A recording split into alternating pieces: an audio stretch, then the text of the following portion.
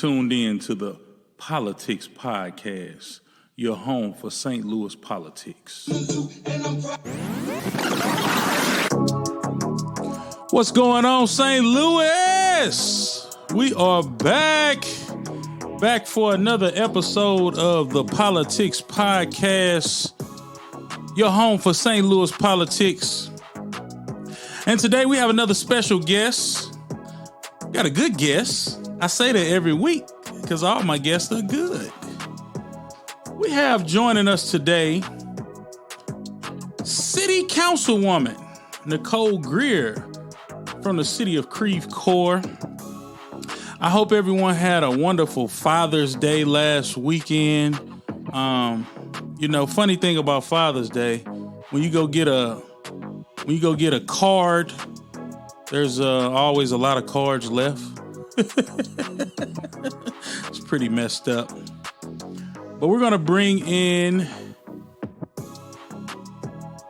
Councilwoman Nicole Greer from the city of Creve, Coeur. She's joining us today. And I'd like to remind everybody that's tuning in for the first time. First, I'd like to say thank you for tuning in to the PoLOUtics Podcast. If this is your first time tuning in, you can find us on Podbean, 88.1, The Truth Radio, Apple Podcasts, Pandora, Amazon Music, and Spotify. And of course, we're right here live on Facebook, and we are live on YouTube. So please share this out to all your friends and family. And so we're going to jump right into our conversation. We have with us Nicole Greer, Councilwoman Nicole Greer. How are you doing, Nicole? I am well. Happy Friday, everyone. Yeah, we're doing good too. Did you celebrate Father's Day with anyone last week? Well, my dad lives in Kansas City. Okay. So we learned how to celebrate virtually. We learned that real well this past year. But I also spent the day with my daughter and her spouse. So okay, cool. We celebrated him for Father's Day. Yeah, well, so I spent my weekend at Six Flags, which I didn't want to be there, but my kids wanted to go to Six Flags on Saturday. And then we went to Texas Roadhouse. That was my first time actually at Texas Roadhouse. It was actually pretty good. And then Sunday. Oh, really? Yes. Okay. Sunday, I just chilled, man. I didn't want to do anything. My wife was like, "You want to do anything?" I was like, "Nah, I'm good, babe. I'm chilling. I just want some peace and quiet. That's what y'all can do for me on Father's Day." So I got a chance to clear my head and, so. Well, I'd like to thank you for joining the heard that. I'd like to thank you for joining the PoLOUtics Podcast. And we're going to jump right into it. So you are the councilwoman of Ward 2 in Creve, Coeur. How did you get your start in politics? Well, first of all, let me just say thank you for inviting me to the show. Absolutely. It is an honor to be here. I tell people that, I get some strange looks sometimes, but I tell people like local politics is my jam. And so, people are like, okay, what's wrong with her? But, we'll probably get into that a little bit. So how I got my start in politics, so I could probably talk about this forever. So well, we got time. I've always been into politics. Okay, good. So I always kind of been interested in politics. And I'll be honest with you, when I first started paying attention to politics as a young person, I was hyper-focused on national politics and really just kind of ignoring local politics and not really understanding the importance and the significance of local politics. And so now I'm that person that tells you, don't worry about that stuff going on nationally. Let's look at what's going on right here in our own backyards. So really how I got into local politics is I was doing community organizing first. I was, so probably in about 2016, I joined a local grassroots organization called West County Community Action Network. Mm-hmm. And so we were tackling issues like racial disparities in out-of-school suspensions, racial disparities in traffic stops, voting rights and things like that. And when I was doing that organizing, and there's probably some more backstory to some of that stuff too. And depending on how far you want to go into it, we can do that. But what I realized as an organizer is that a lot of the things that we were tackling as community organizers were connected to policies. And so once I realized that those things were connected to policies, that's kind of what led me into local politics. So, I quickly learned that if you want to change something that's going on in the educational system, you got to get with the school board, those elected officials. And I know you've served on school boards, so you know exactly what I'm talking about. Absolutely. If you got a problem or an issue with something that's happening in policing, well, that's the city council. So these are all local politicians, local elected officials. So through organizing, I learned that, local politics is where it's at, really. Absolutely. And you said a lot of key things that I constantly preach to people that want to get into politics. You have to get involved first. The best way to learn is by getting involved. And you find out you find out a lot of things by being involved. You find out that the city councilman handles this, or the state rep handles this, or can't do this, or the mayor does this, or the mayor can only do so much if the city is set up to where it has a city manager and things of that nature. A lot of people really don't understand the different dynamics of politics. And I think that frustration comes out when people want to see things done or get things done. They have to understand where to go to get those things done. And that's interesting. I was looking up your bio on Facebook, and I see that you are a native Kansas Citian, right? Are you a native? I am. Yeah, I yeah. am. Yes. So when did you come to St. Louis officially? So officially, I moved to St. Louis, and let me apologize because my allergies are off the chain today. So it's all good. Doing all that, that's what that's about. But so I came, I came to St. Louis 17 years ago.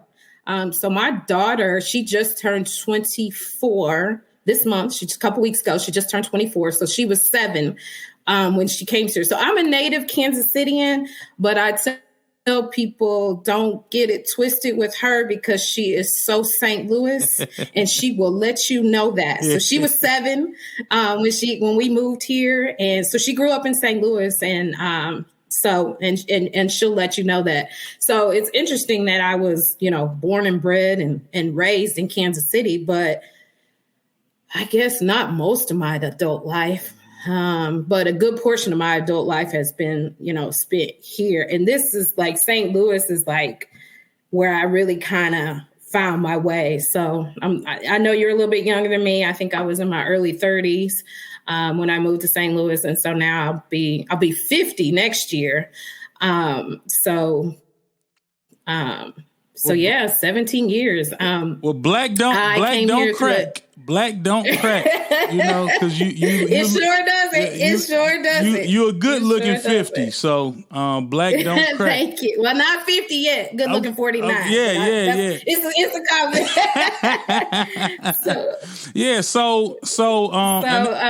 That was going to be the next question I was going to ask you. I was going to ask you, how politically involved were you in Kansas City? Because I know Kansas City has a rich history of politics when it comes to the African American community. They tend to be quite a bit more organized in Kansas City than they are in St. Louis, because of the dynamic. So St. Louis has St. Louis City, but then you have St. Louis County with all the municipalities that make up St. Louis County. And so it makes it a bit harder to kind of organize politically, but it can be done when you have like-minded people coming together, working for a common goal. And that's one thing that I strive to do here in St. Louis. I've been involved in politics for about a little over 12 to 13 years. And the difficulty I've found is organizing around a cause because everybody wants to do things their way. And it's kind of hard to get people to see the big picture and work together to make that big picture all come together, So what are your thoughts in terms of political organizing here in St. Louis? Like from the outside looking in, now that you're in it, what are kind of your thoughts around, why we can't really organize better here in St. Louis County?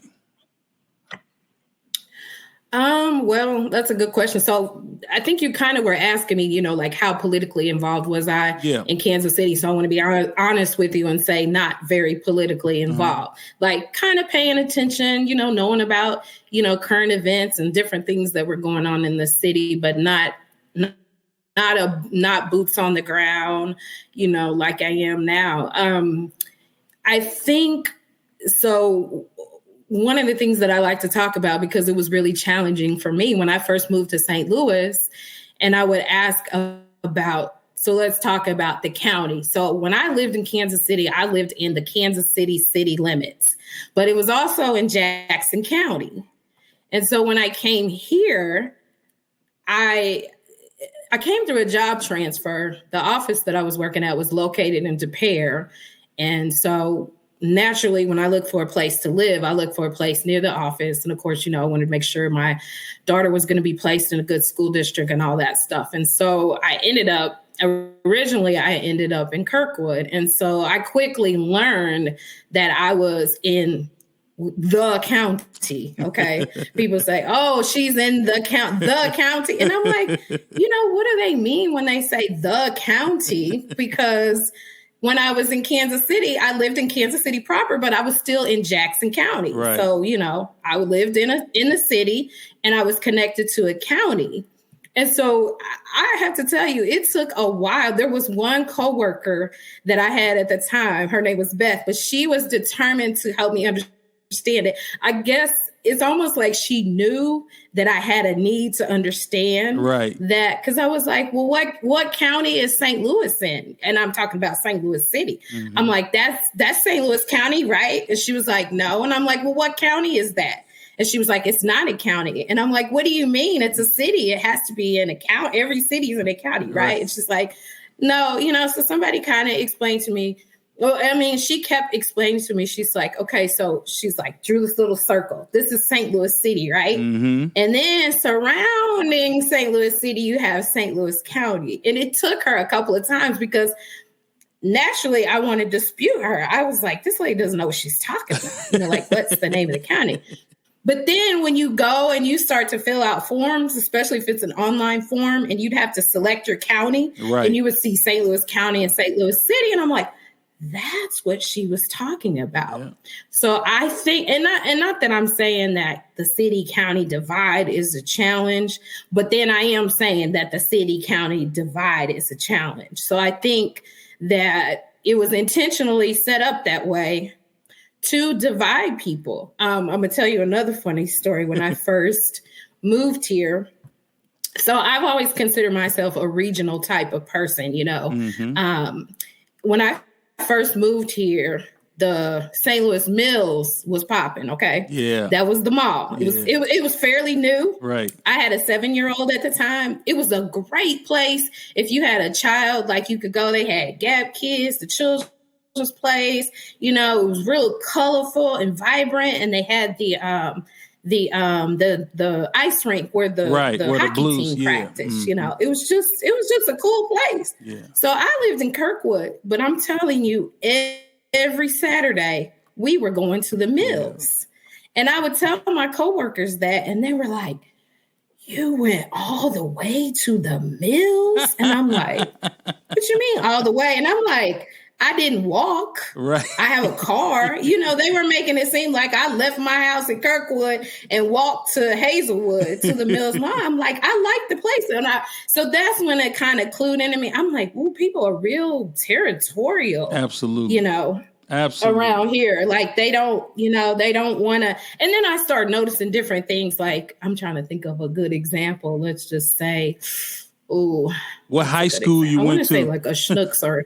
They'll ask what high school you went to, but then I noticed but then like every community had its own like Schnucks, or every community had its own this, and every community. And so it was intentionally set up so you don't have to leave your immediate area, because everything that you might need or everything that you might want would be right there. Well, see, I'm the kind of person, like, let's just say, I'll just throw out Schnucks for an example. All Schnucks are not created equal. Oh, no. And so if you go to one Schnucks, they might not have, what they got at a Schnucks in another area. So I'm going to get my car and I'm going to drive to that one. Or I might happen to think, well, that one's a little bit nicer, or that one's, it's more convenient for another reason. So I've always been like a regional person. I think that was one of the things like about living in Kansas City. It wasn't set up to where they had everything in every area, because it's smaller, Yeah. And so you would travel, it would be nothing to get in your car to go to Lee Summit or even cross the state line into Kansas. Right. So that's one thing I want people to know. I did grow up in Missouri, because a lot of times when you say Kansas City, people think the state of Kansas. But I spent a lot of time in Kansas, which was Johnson County, whole different state, whole different set of rules. Right. You know how that goes. And so the part of Kansas City that I lived in happened to be close to the state line. So I did spend a lot of time, in Johnson County. So I think that it's just this is what I think. I think it's the size of St. Louis City and County, or let's just say St. Louis region, St. Louis metropolitan area. I think it's the size of it. I think it's the way it's divided. So when people used to say the county, like I have an aunt who has a friend that lives in Spanish Lake, and she would never say her friend lived in Spanish Lake. She would always just say she lives in the county. The county. But then, so when people would say the county, I would just think like the county like was one area. And then I quickly learned that the county could mean North County. It could mean West County, or it can mean South County. And those are all three very different places. Yeah. And so when you have a community, a metro area, and it's divided like that, then it's hard to, in my opinion, it's harder to unify, because you have all these different areas that are hyper focused on, like what's going on in their area. Like, for example, right now in North County, you hear a lot of talk about the Jamestown Mall project. And so, a lot of people in North County kind of like hyper focused on that. In West County, you're hearing a lot about what's going on with the schools and inclusiveness in the schools and things like that. You hear a lot about Chesterfield, because there was 2 outlet malls and now they're one, and they're revamping that one. So, they're kind of hyper focused on that. And then honestly, in South County, I really don't know. I've heard a couple things because I do listen to the county council meetings. Yeah. And I'm sure they have their thing in South County that they're kind of hyper focused on. I just don't really, know people in that community. So I don't know, but I'm sure. So I think when you have these very different areas spread out like they are, and then I think everybody gets like hyper focused on what's going on in their own community, which is normal and natural, and there's nothing wrong with that. But I do think that presents challenges, when it's time to unify behind one, and cause like, oh, well, that's going on in North County and I'm in West County and I'm not worried about that over here, and things like that. So yeah, I think that's why that is. I think it's just the way that the metro area is set up. Yeah, and that's what I was gonna say. I get that from a lot of people. They're like, man, how come you guys, do things so much different? And it's because of how St. Louis City and just St. Louis County is set up, period. small example, when Juneteenth came up, I had a relative call me. And he was like, man, why are y'all doing so many Juneteenth events? How come it's not one like regional Juneteenth event? And I was like, well, the way our area is set up is naturally going to be our own thing. Because it's like when you're in your community, especially the way St. Louis County and city is set up, you're going to do what your community is doing or what you're used to doing in that community. And like you said, some of those issues are different because it's not one school district in St. Louis County either. It's multiple school districts. Mm-hmm. So you're going to have multiple issues. For example, I work for Beyond Housing, and we work in a community that has 24 municipalities in one community. And I say one community because the common thing that they have in common within these 24 municipalities is the school district. And so, a lot of things were going on with the school district a few years ago with accreditation and all that. And I actually saw a community of multiple areas come together under one cause, one roof. And I thought that was powerful. But like I said, it's really difficult to do that in St. Louis when you have all these different pockets. So and there's another real good example of that. So Creve Coeur is divided into 4 wards, and I represent Ward 2. Well, even just in Ward 2, which is small, it's Olive to the north and 40 to the south, and it's not quite to great Mosley to the east and 270 to the west. And that one, it's like a little square, and that's 2 different school districts. Yeah. I got Ladue to the east and Parkway to the west. And that's crazy. Yeah. That one little specific ward can have represent 2 different school districts. So. Yeah, definitely. And I'm sorry, go ahead. Oh, no, you good. And you know what? I think the internet is really acting quirky today. So I think we're kind of like on a delay. So like when I'm saying when I'm saying stuff, it's like on a delay. And so I don't want the audience to feel like we're being rude to each other. It's just we're just kind of on an internet delay. But we're gonna take it's like those Skype interviews that you see on TV. Like they'll ask a question and then it's a pause before the person answers. Right. So that's what's going on here. So we're gonna take a real short break, just a real quick break, and then we'll be right back. You're tuned in to the PoLOUtics Podcast, your home for St. Louis politics. What up, St. Louis? This your committee man, Farrakhan Shegog. You tuned into PoLOUtics Podcast, your home for St. Louis politics. This is Kiala Evans Music. You're tuned into the PoLOUtics Podcast, your home for St. Louis politics.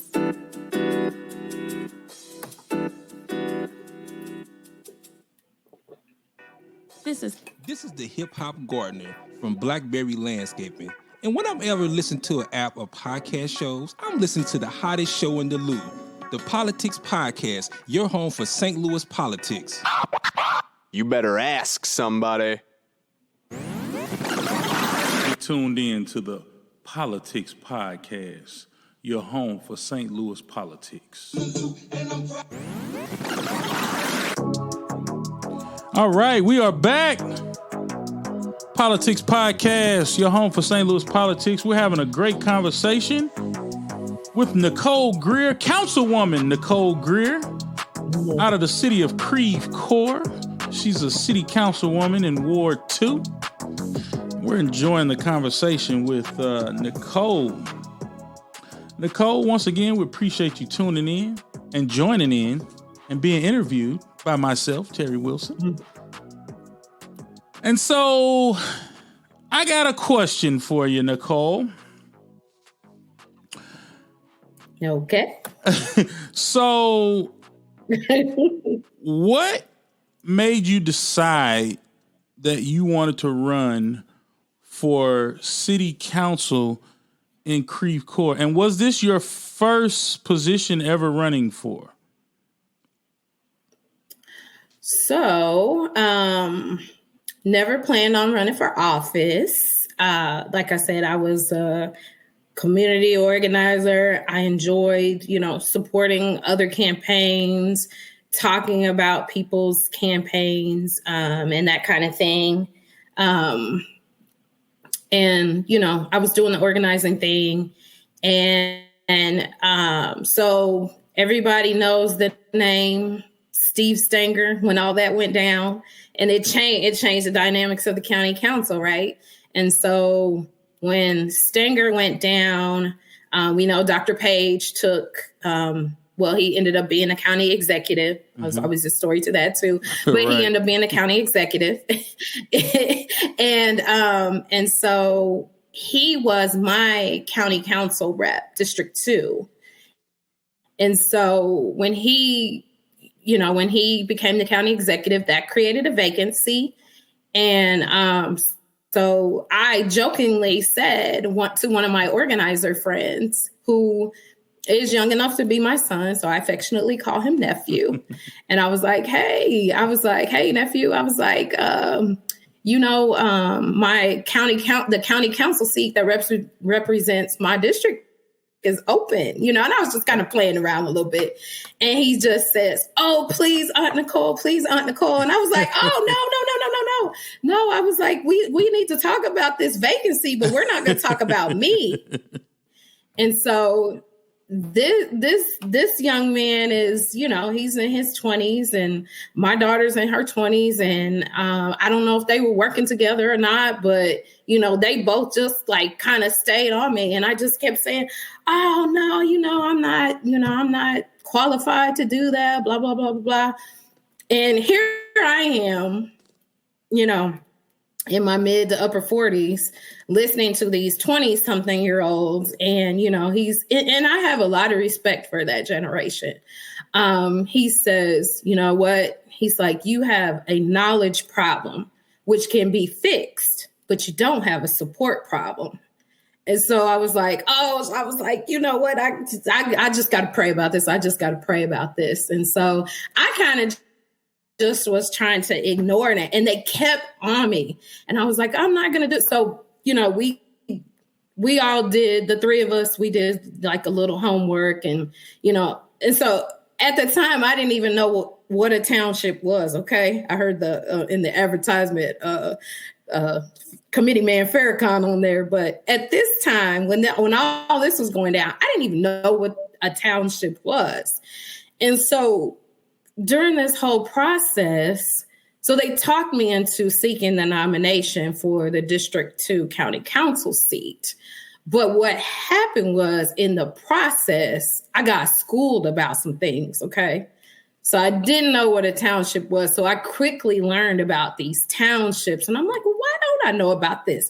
Why don't other people know about this? So it became this whole education thing about townships and how important they are and what role they play in government. And Trish Gumby, Rep. Trish Gumby, was one of the people that I was doing some of this organizing with in West County Community Action Network. So, she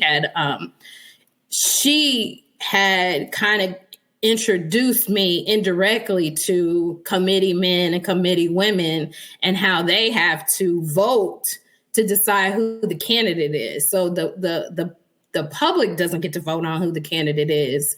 The voters, I'll say, but the committee men and committee women do. Now, granted, this may not happen often where you have these vacancies, but when it does happen, it's a very important role to play. Absolutely. And so throughout this process, we know I did not get the nomination. The nomination went to someone else. It went to Kelly Dunaway. But I learned a whole lot and met some additional people. At that time, determined like this township thing is like really important and people should know about it. And at the time, I was not, I'll just use the word, satisfied with my current committee woman. So I was just like, okay, some things need to change. Right. And so, I just started talking to some people, and then somebody invited me to the state committee meeting in Columbia. And I think that was probably one of the last gatherings before the pandemic.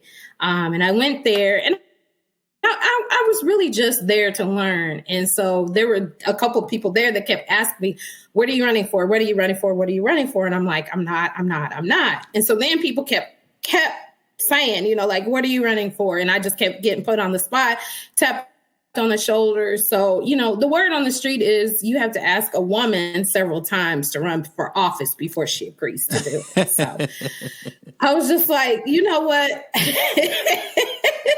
Y'all keep bugging me. And I was like, I'm really trying to educate myself about this township and this committee man and this committee woman process. And so I'm going to run for committee woman. I think that my community could benefit from having me as their committee woman. So that was the plan. Well, the plan got derailed because I got a phone call asking me to run for city council. And I was like, and what the person said, it was another city council person. She said that you're a city council person who I don't really think that he's really into it. And I was like, okay, well, let me call him and find out that he's not really that into it. So that's what I did. I called my current council person and I said, somebody said that you're, not really into it. And so I am before I could even say I'm considering running, he said, it's all yours. Go for it. Wow. And then he said to me that nobody would run against me. And I'm going to be honest with you. I was like, yeah, right. Until they find out who I am running. Right. But he was right. I talked to him, I filed, and I didn't have an opponent. And that's how I was elected. And that's interesting because it don't usually work out like that. Right. It's usually a big fight, especially with someone who's considered a new person to politics or whatever, and I had to find out. Mm-hmm. I had to find out a lot of lessons when I first started running for office as well, because when I first graduated and came home from college, I ran for state representative, and I had no knowledge of the quote unquote process. All I know is I wanted to serve my community. I had great ideas. I had passion. And I was in tune with some of the issues. But what I didn't know is the person I was running against was a 3-term incumbent.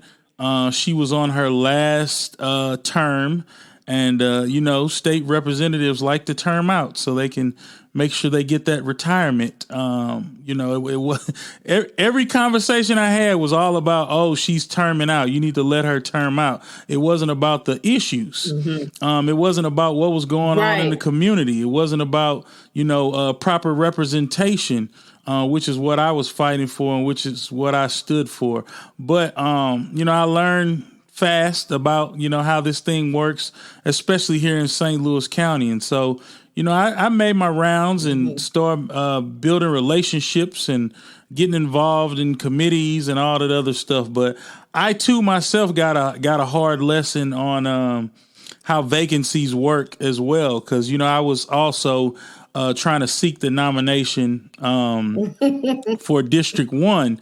And, I felt like, I've paid my dues and so I literally called every committee person that had a vote in that. I literally called them and let them know what my plans were. And then, it was kind of like the cold shoulder from some of them, but you can kind of tell that a deal has already been worked out for someone.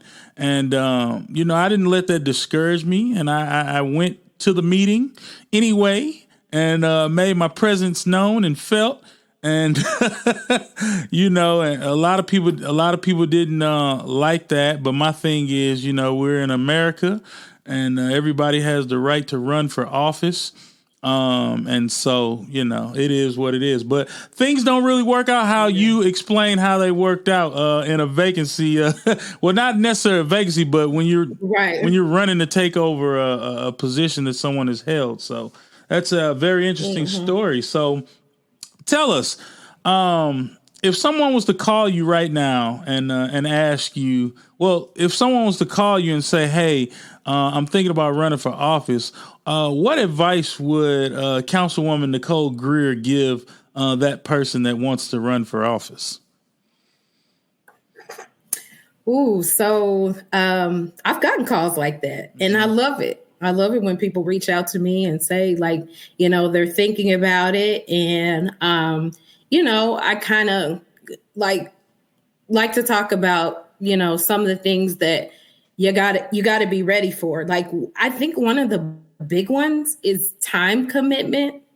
And sometimes I hate that, because sometimes I'd like to see younger people like yourself with younger kids in office, because I think they see things differently. Like, I don't have any small children, so I really am not connected to those issues. I've been there, but things change. So I would like to see, but I know that's a challenge. But I talk to them about, like, what does your support system look like? Because there are going to be nights when you're taken away from your family. You know, if you have small children, what other responsibilities do you have in your life? Because when you present yourself to serve, and that's what I call it, you're presenting yourself to serve, then that's going to take some time away from something else. So, you know, you kind of have to, like, lay it all out, like, this is what I'm into, and this is what I'm doing right now, and possibly be ready to give up some things, or maybe, like, if it's something that you're working on that you're really passionate about, maybe start working with somebody else on that and say, look, I'm thinking about doing this. And so, but this is still kind of my baby, but I know that you can handle this. And so, you know, like, working with somebody. So that is probably, like, the main thing. The other advice that I would give is, like, start showing up in places, you know, start attending meetings and gatherings and events like that. And, you know, building a network of folks, because that, you know, that's really important. Only reason I was called to ask to run for city council is because that person knew me. We had actually worked together before doing some organizing around voting rights.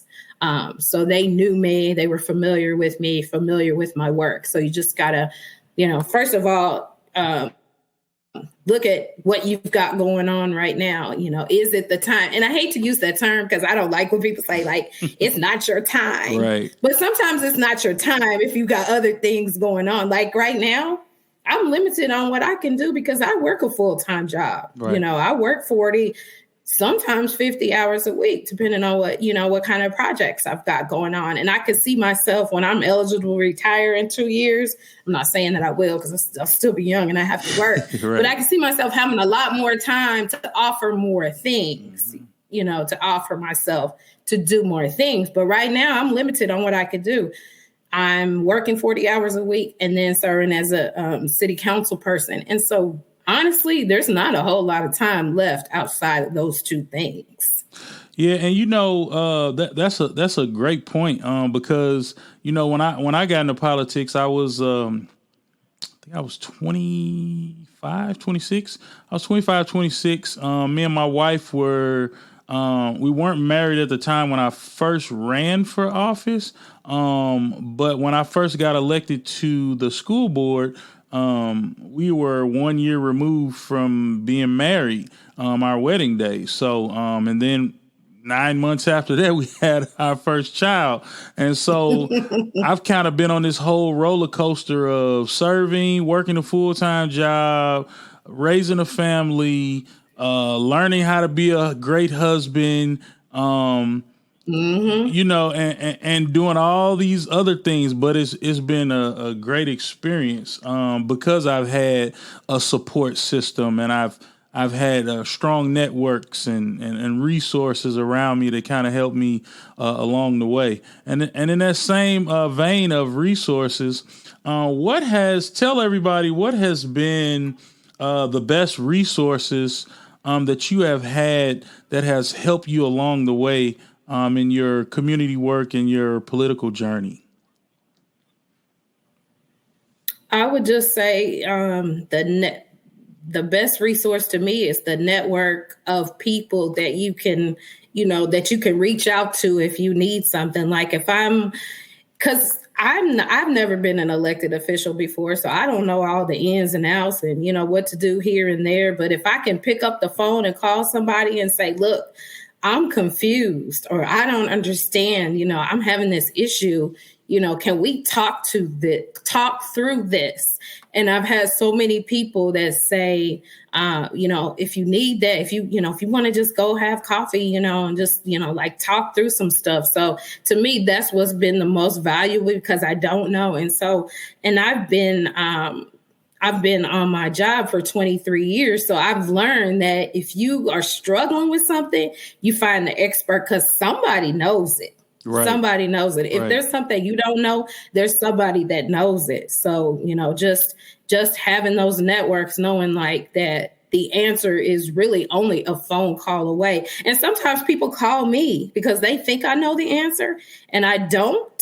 But I tell you what, I don't know the answer, but I know who does. I know somebody who will know, or that can get me to the answer. So, just give me a minute and we'll get to the bottom of it. There are some wonderful people in St. Louis, in our metro area, in our region, some super smart people, some people that have, they just know how to get to the bottom of stuff. And that's what's the most valuable to me, the people networks. I don't want to just say network, because that sounds really generic, but the people networks, other people that have ran for office, other people that are holding office, that kind of thing. That's one thing. Even if you're not successful when you run for office, you gain so much knowledge. Absolutely. And that's just, yeah. Absolutely. Now, let me ask you this.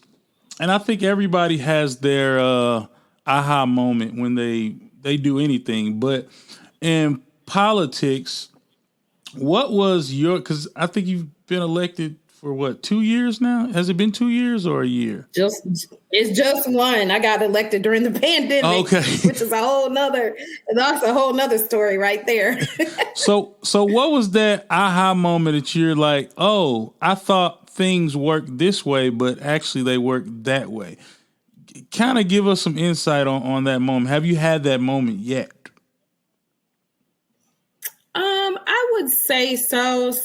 And I don't know if it works like this with all municipalities, and you're a city council person, so I would love to get your take on this. But one thing about being a city council person in Creve, Coeur, that surprised me. So what I learned is that most of the, I don't know if I want to say decisions, but the processes and procedures, those things are really handled by city staff. Like I came in as a city council person thinking like, I'm going to do this and I'm going to do that. And not saying that I was disappointed or anything like that. I was neutral on these things, but I thought I would have certain responsibilities. But what I found out is those responsibilities are really the city staff. And basically, and at least this is how it works in Creve Coeur anyway, we're just kind of there to approve whatever it is that they've decided. So we really don't have as much responsibilities as I thought we did. I mean, we do, but we don't. And I hope that makes sense. It's just that. Oh yeah, that makes a lot of so sense. Much more. Yeah, that makes a lot of sense. So that was one of the.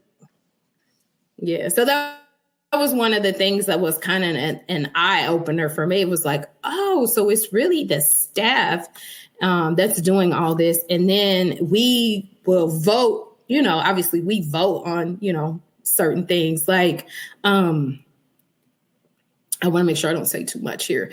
So I give you a real good example of this is we're in the process of hiring a new police chief.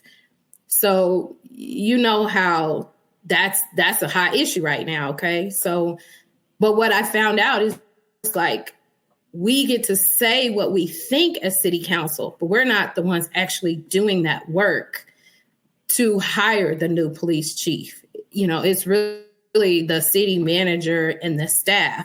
We get to say what we think, but in the end, the staff, well, not even the staff, but the city manager is selecting that candidate. And then we get to decide whether we want to approve that person or not. And see that's the thing that a lot of folks aren't really educated on, because different cities have different makeups. For instance, like if you're a third class city or a fourth class city, or a home rule city or a charter city, everything is really set up different. And so the city of Jennings, we're a third class city, and there's only about 57 municipalities in the state of Missouri that are third class cities. And third class cities are I don't want to speak up. So third class cities are populations with 3,000 to 29,000 residents. And we don't have a city manager. We don't have a city administrator. But so the mayor really does everything. The mayor is really the CEO of the city, and we have committees. And so our committees work out a lot of those things that you're talking about and other things. And then, yes, we do vote on them, but we do a lot more legwork than some cities that don't do that, and I think it's interesting to hear, different perspectives from the way that different cities are kind of set up, because, it is kind of like a myth when you're on the outside looking in and you don't really know all that you can and can't do or allowed to do or have influence over or what have you. So, that's one thing that I always tell folks when they are interested in running for especially local positions, because I'm familiar with it, like the school board and the city council and things like that. I try to tell people to get familiar with what it is that your responsibility in that position is. And then when you are running for office and trying to convince folks to vote for you, you can properly articulate the things that you can do, and you won't make broken promises, especially when you have a clear understanding of the powers and the duties that you will possess in that position. And I think it helps the voter better understand as well in terms of how they hold you accountable or how they select their next leader in that position. So I think it's very important, and it's very interesting how the whole dynamic of cities are made up and the powers that we possess in our respective positions and stuff like that. So I have another question for you that I usually ask all of my political guests. I asked for 5 words. In 5 words, tell me what good governance looks like to you in 5 words. Ooh, okay. Let's see, 5 words. Good governance. Integrity. Ethical. Servant. You have to, and now I'm going, I guess, representative. I have a lot of thoughts going through my head. I'm trying to put them down in 5 words. I think that's 4. And just you have to being in tune to your constituent. And I should really give you a prize because, and I say that, but this is no knock to my past guests. I think maybe 2 other guests followed directions. And I literally asked for 5, and you gave me 5, and you gave me 5 words. And my past guests gave me like 1, and then they gave me like a long explanation. And so I think I owe you a prize. And the people that actually did it correctly were the women who I interviewed. So, All right. All right. So you it shows me that most women pay attention to detail and follows directions, and and so I really appreciate that. And I want to ask you one other thing, and then we'll let you give a final thought before we get out of here. But what is the one thing that you hope to accomplish before you're done serving as a city councilwoman in Creve Coeur? That's tough. One thing I would like to accomplish.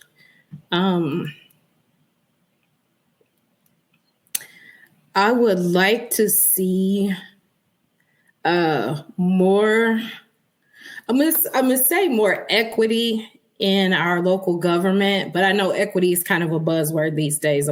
Okay, so I'm gonna take that a little bit farther. I would like to see more equity in our local government, but what I really would like to see is more representation of more diverse voices, because they're in the community, but their voices, either they're not, so there's two parts to this. They're not, the more diverse voices are not speaking up and not participating, but there could be a reason why they're not speaking up and they're not participating, because they feel like if they do this, that they're not going to be heard. So I want more diverse voices participating. Like we have, like you said, you have all your boards and commissions. And I'm not just talking about city council. Everybody can't be a city council person. But there's boards and commissions, and there's other things that you can do to participate in local government that aren't necessarily elected official positions. But you're there, you're participating, you're talking about your experiences. And I think that just creates more cultural competency, because I think that's one of the big struggles that we have, is just that people don't understand other cultures. Well, you're not going to understand other cultures if they're not being represented, in places where they should be. And so that's what I would like to do, is just increase more diverse voices in our local government. Yeah, that's excellent. That's an excellent goal to have. And one thing that you touched on, and I think you were going where I'm always thinking about, is those boards and commissions are very underutilized. I think a lot of folks in our community could be very valuable and be a huge resource to the city officials and the staff when voices are at the table. And when people use that buzz phrase, we need to make sure we're at the table when these decisions are made.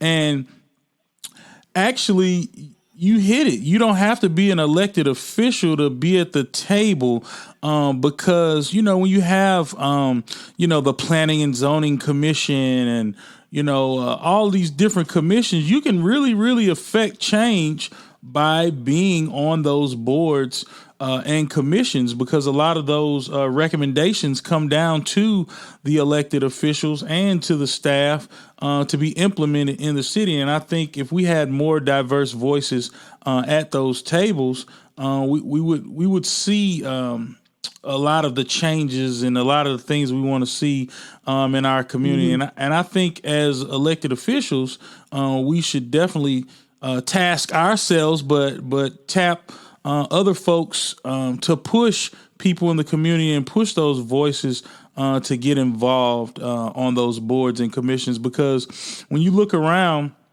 a lot of them aren't really filled by people who really have strong opinions, or I know when I first got on the city council, it was a lot of people on those boards and commissions that have just been there for years, and they've just been there, and even in St. Louis County, we have a lot of vacancies, and I know they've been doing a better job of being intentional with filling those positions and advertising them, because a lot of people just don't know that they can be involved in that way, because it's not advertised, it's not talked about. And I think it's up to the elected officials who sit in these positions to really get the word out about those different things and those different ways that folks can participate, so.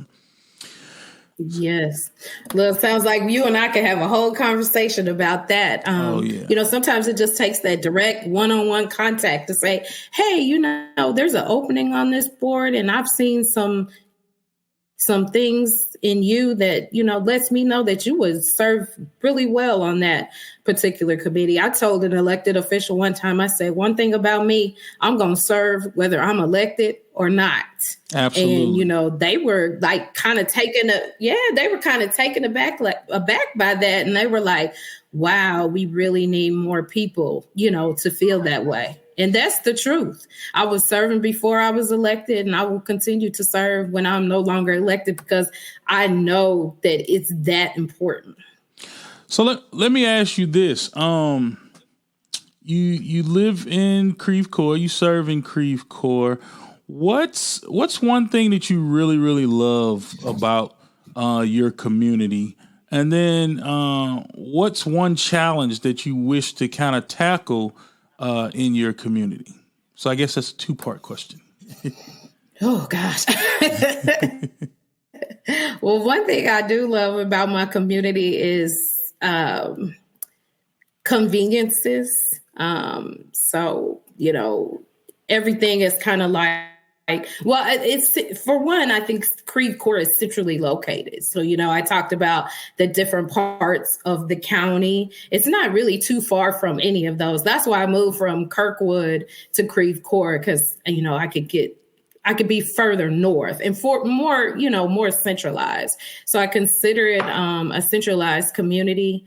And like I said, it's funny because I live east of 270, but we have double things like there's a Schnucks east of 270 and there's one west of 270, and they're both generally speaking in Creve Coeur. Now, sometimes things aren't Creve Coeur proper. They may be unincorporated St. Louis County, but people will still call it Creve Coeur. So I make this joke like, well, I live east of 270. I'm staying east of 270, but it's really a joke, but it's just nice to have things, really convenient. And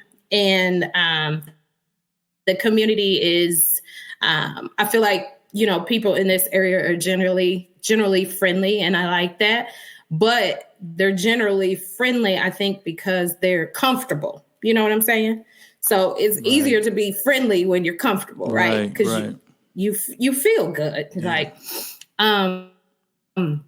What would I change about the community? I think I would go back to, what we were previously talking about with bringing more diverse voices to our local government, to our to the boards and commissions, and just getting people more excited about their community. And when I say excited about their community, I don't necessarily mean Creve Coeur. Get excited about the region. We have some really good things to offer. We have really good people to offer. I just don't think we capitalize on those things. There's a lot of, sometimes on the job you say, oh, morale's kind of down. And I feel that way about our region sometimes.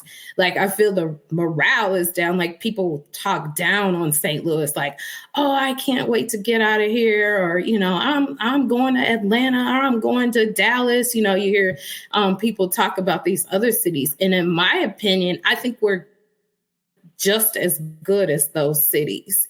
We may not always present that way, but we definitely can be. And I think if we keep working and keep showing pride in our communities and unifying and working together to get things done, because we've done that, right? Like, St. Louis City has the first Black woman mayor. Right. Like, that took some work and effort, but we unified and we got that thing done, right? Absolutely. So I feel that we can do some. And you look at, not everybody's going to agree on these people, but like, look at Wesley Bell. Like, we unified and we got that thing done, right? Yeah. So I think that if we continue to work hard and unify that we can do those things. And so that's really what I would change. I just would change that, get that, like negative morale out. I was thinking about, so even though I didn't get to, choose the next police chief, I was one of the council people that got to sit in on the interviews,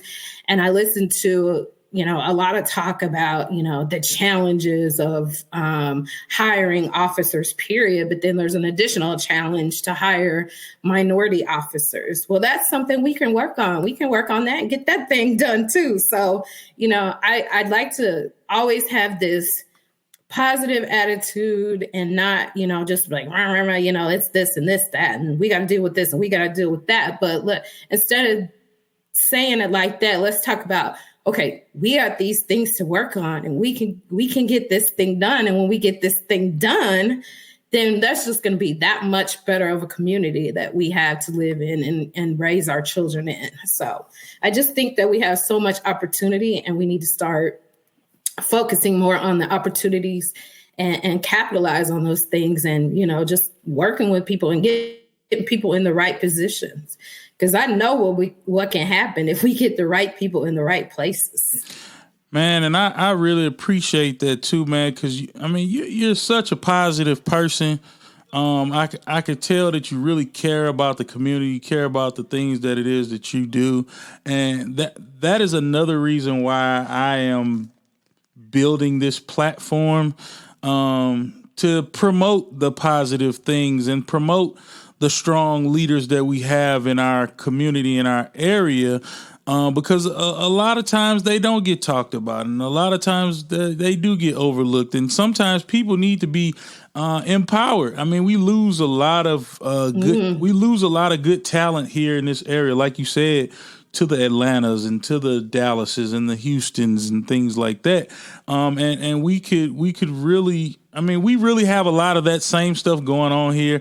I think we just have a real bad problem with, promoting our region and promoting the positive things and the strengths of our community. I really think we kind of do a number on always on the negative stuff, and then the negative stuff overshadows all of the positive things we have going on, because we have some strong, good, young, smart talent right here in this region, and we can definitely move the needle of progress in our community if we do a better job of uplifting and empowering the leaders that we do have, and uplifting people to do more than what they are doing now, because some people just don't get involved because they think that they just can't.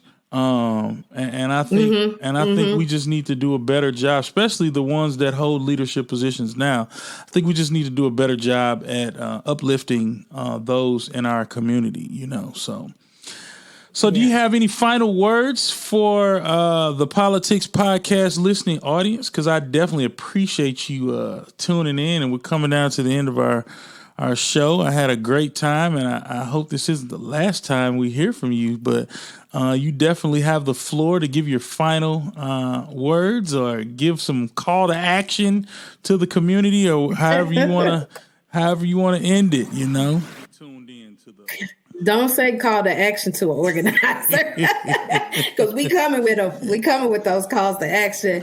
No, but seriously, thank you so much. I am honored to be on here. I was excited, and congratulations to you. I don't know if this is a new-ish thing for you. I feel like you've done this kind of thing before. Oh yeah, I did it before. This is my first time doing it solo, and so okay.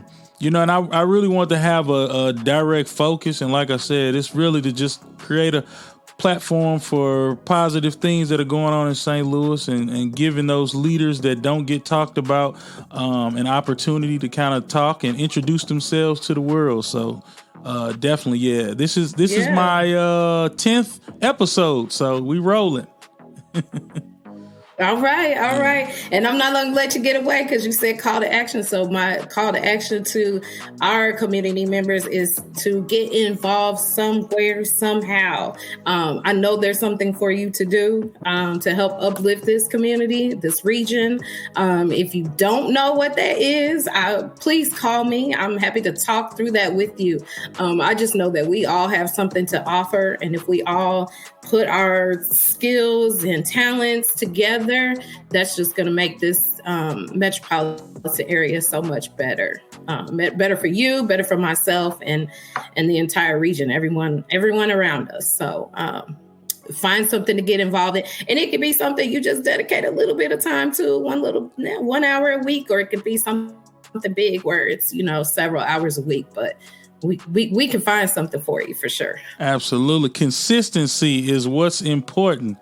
And so, Councilwoman Greer, where can the listening audience get in contact with you? Social media, email, how can they get in contact with the Councilwoman? Social media, email. How about, I know you said you're going to post this, so how about I add my contact information to the post? Will that work? Absolutely. And I'll definitely make sure that it is on the screen. And so we'll make sure that the folks can definitely get in contact with you. Right. And this is 2021. You can Google me, go to the City of Creve Coeur's website. All my information is out there. So that's an easy one. Absolutely. Well, Nicole, we appreciate you taking a bit of your time to hang out with us today. And for my listening audience, you can make sure you catch all our latest episodes of the PoLOUtics Podcast on Podbean, 88.1 The Truth, Internet Radio, Apple Podcasts, Pandora, Amazon Music, Spotify, Facebook, and YouTube. There is no excuse as to where you can't find us. So until next week, we will see you all. Everyone be blessed. Have a wonderful week. Talk to you soon. All right.